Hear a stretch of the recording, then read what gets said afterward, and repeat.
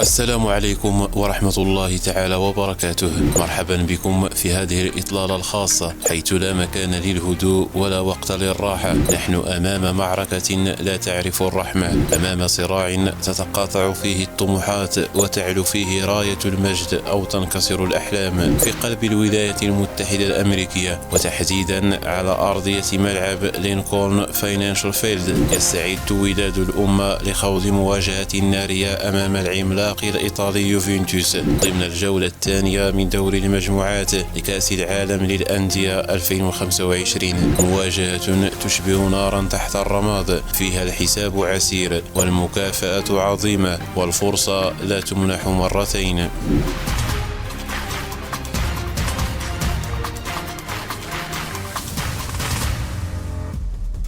لن نكذب على أنفسنا، الوداد خسر أمام مانشستر سيتي نعم، ولكن الخسارة كانت شريفة والرجولة كانت حاضرة والأداء حمل في طياته رسالة مفادها: نحن لا نشارك، نحن نقاتل. رغم الهدف المبكر وظروف الطقس القاسية ورغم الفارق في الأسماء والخبرة، وقف وداد الأمة ندا لكتيبة غوارديولا، بل وتفوق في بعض فترات الشوط الأول. فرص أهدرت وتمركز جيد، روح قتالية وشخصية ظهرت أمام أحد أقوى الفرق في العالم. إنها الهزيمة التي لم تهين بل بعثت فينا الأمل من جديد. مواجهة يوفنتوس ليست مجرد محطة عابرة، بل هي الامتحان الأصعب. فالفريق الإيطالي بدأ البطولة بشكل ناري، سحق العين الإمارات بخماسية نظيفة ووجه رسالة إلى كل منافسيه: نحن قادمون للمنافسة لا للسياحة. يوفنتوس يلعب بخطة هجومية واضحة 3-4-3، يملك أسماء لامعة في الهجوم، يتقدم الفرنسي كولو مواني والجناح الطائر كينان والمراوغ الساحر كونسيساو. فريق يلعب بجدية كبيرة، طامع في الجوائز المالية وعينه على اللقب لتعويض الإخفاقات المحلية. لكن الوداد قادر على الوقوف من جديد، شريطة أن يراجع المدرب أمين بن هاشم بعض الخيارات التكتيكية.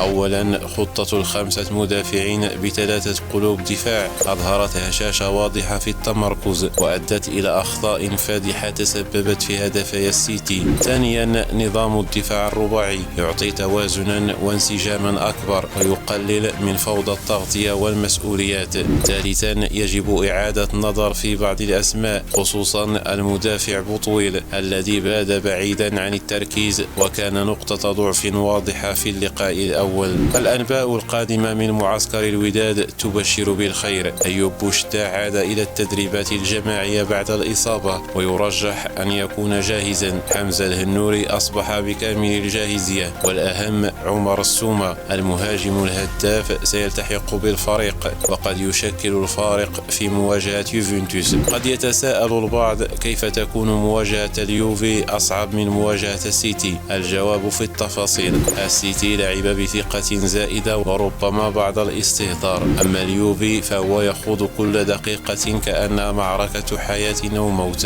الفريق الإيطالي أكثر انسجاما، يلعب بنفس التشكيلة التي أنهى بها الموسم. لديهم دوافع مالية حقيقية وهم يبحثون عن رد اعتبار بعد موسم محلي فاشل. كل هذه المعطيات تجعل من اليوفي خصما شرسا لن يرحم ولن يتهاون. فرص الوداد: هل نستطيع هزم يوفنتوس؟ الإجابة نعم وبكل وضوح. الفريق سيظهر بشكل أفضل بعد دخول أجواء البطولة. الأخطاء سيتم تصحيحها خصوصا في الخط الخلفي. الثقة ارتفعت واللاعبون اكتسبوا خبرة مواجهة الكبار. الحارس بن عبيد أثبت أنه صمام وأمن بتصديات خرافية وتمريرات دقيقة. وبدخول عمر السومة سيكون هناك ثقل هجومي افتقدناه في المواجهة الأولى. أما وضعية المجموعة فاليوفي 3 نقاط 5 أهداف، مانشستر سيتي 3 نقاط وهدفين، الوداد والعين بدون نقاط.